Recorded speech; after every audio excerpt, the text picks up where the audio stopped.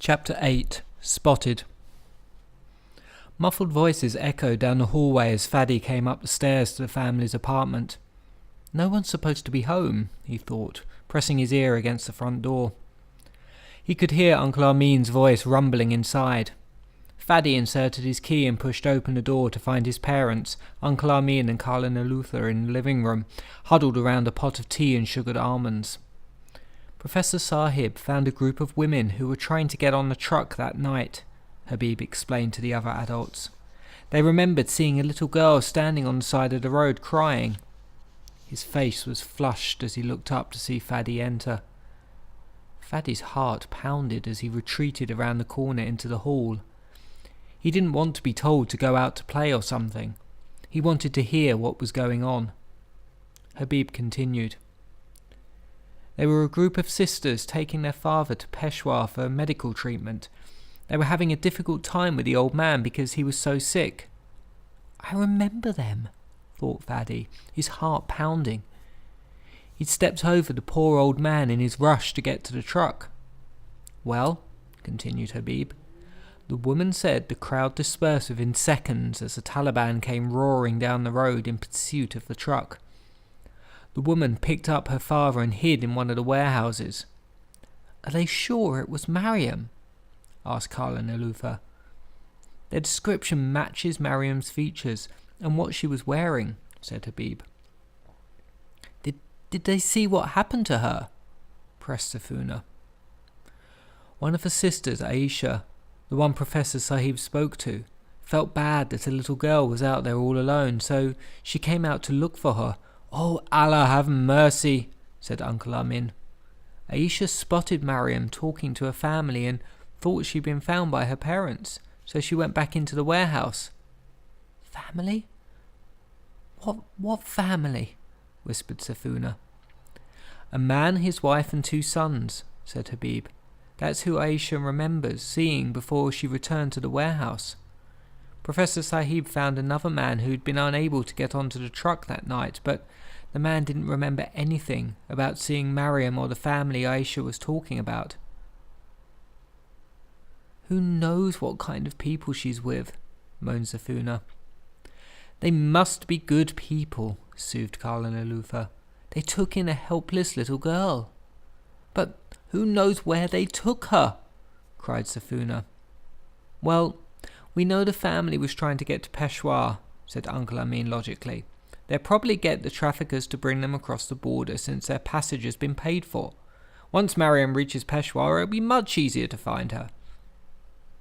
Habib told Mariam not to tell anyone who she is, interrupted Safuna. What if she doesn't tell these people her real name? She'll tell them she's the daughter of a simple farmer or goat herder or something else. She's right, thought Faddy, sweat beading on his forehead. Father had told her not to tell anyone who she was. We have to get back to Peshawar, said Safuna, sounding more desperate by the minute. We shouldn't have come here without finding her first. We couldn't do that, said Habib softly. We would have been stuck in Pakistan without the chance for asylum. We would be a family without a country. There was no way we could go back to Afghanistan. What's more important, gaining asylum or finding our daughter? Shouted Safuna. If it wasn't for your stubborn insistence that we go back to Afghanistan 5 years ago, we wouldn't be in this mess right now. Faddy's knees shook as he leaned against the wall. He'd never heard his mother speak to his father like this. Where is your Gairat? Said Safuna, her voice bitter. A hush fell over the apartment as Faddy froze. Questioning a man's Gairat or ability to uphold his family's honour was one of the most insulting things you could say to a Pukhtan. Faddy knew his father had to be furious and embarrassed in front of the others. Now, Safuna Jan, don't blame brother Habib, said Karla Neluther in a rush. Who was to know this would happen? It was an accident. It was no one's fault. Oh, Habib, sobbed Zafuna, her mood mercurial. "I'm so sorry. I shouldn't have said that. It's just that I'm so tired and the medicine, they make my head swim. I'm just not myself these days." "No," came Habib's quiet voice. "You're right. It is my fault. I am the head of this family. It was my responsibility." Silence descended over the apartment. Fadi sank to his knees, overwhelmed with guilt. It was his fault that Mariam had been left behind, not his father's, not Noor's, not his mother's. He inched back towards the living room and came to a halt in front of the group. He gulped, opening his mouth to confess. But as the words formulated in his brain, something else flew out entirely.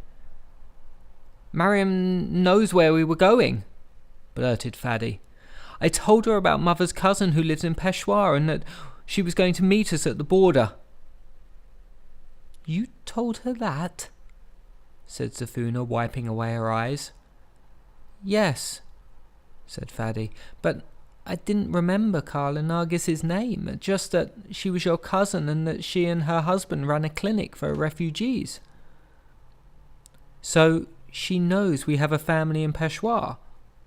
said Carla Nalutha, her face eager. "That's good. Maybe she'll tell the family she's with to take her to a clinic." "Allah willing, maybe she'll find us," said Zafuna, a spark of light entering her eyes. "Good job, Fadi," said Uncle Amin. "You should have told us this a long time ago."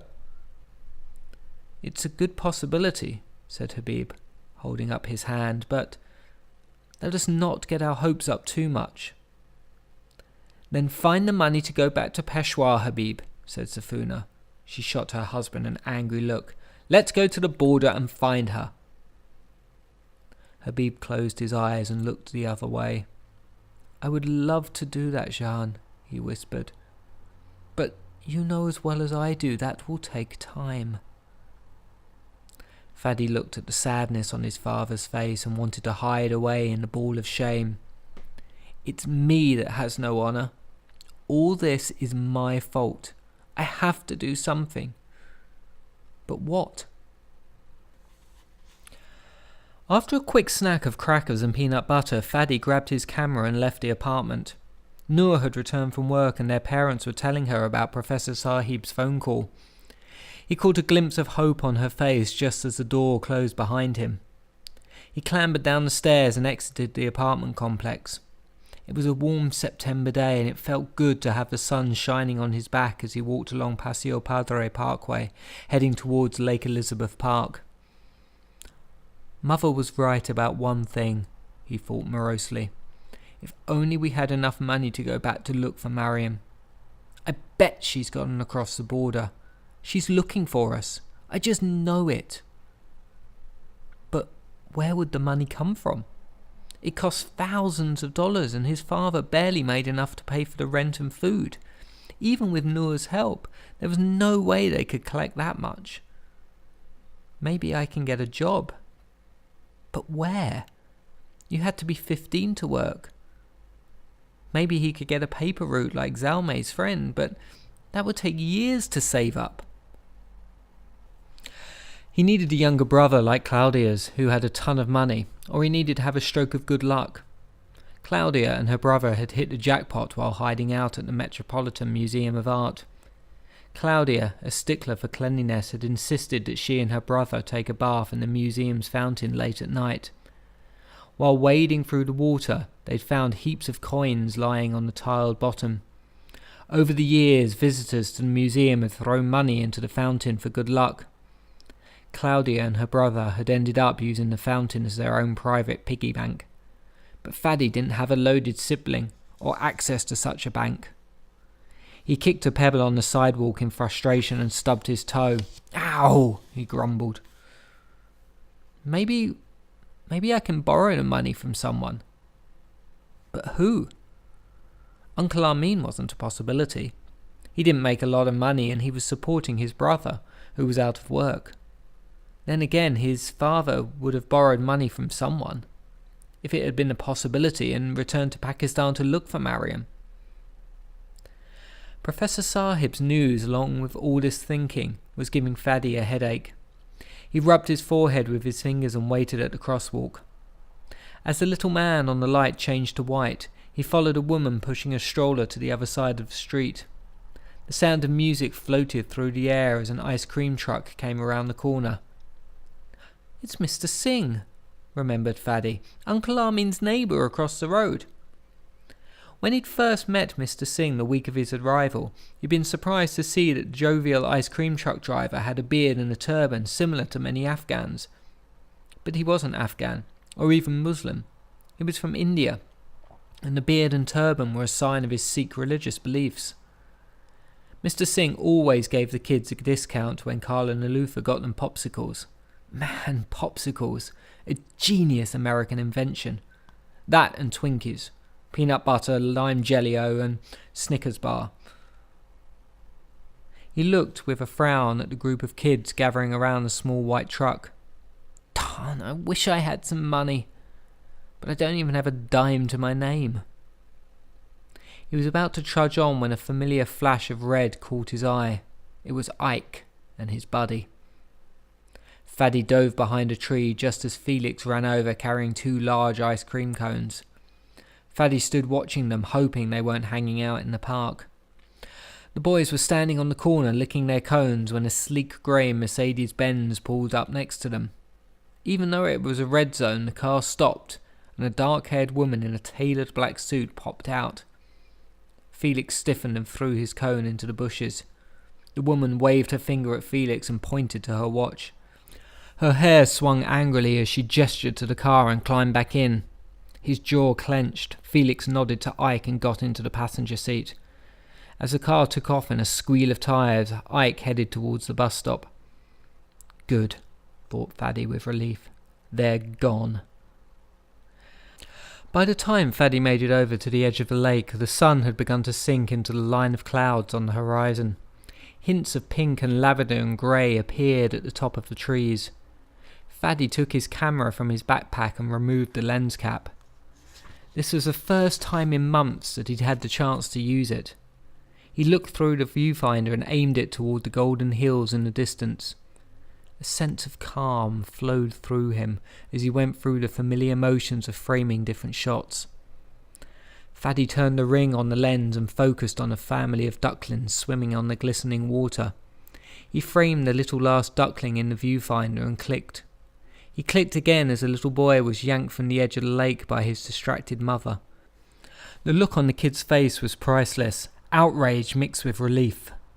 Fadi looked toward the grass and caught the image of a dog running after a frisbee.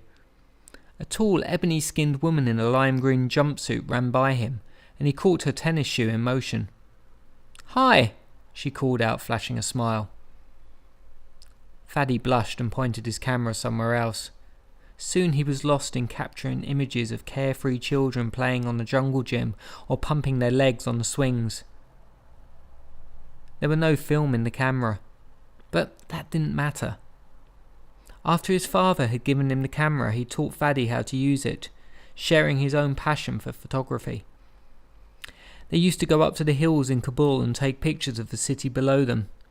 Habib had a small darkroom set up in their house on Shogun Street, and when he could get his hands on supplies, they would develop the roles they had taken together. But as the Taliban had grown and gained more power, they had banned photography. So that had ended their forays outside.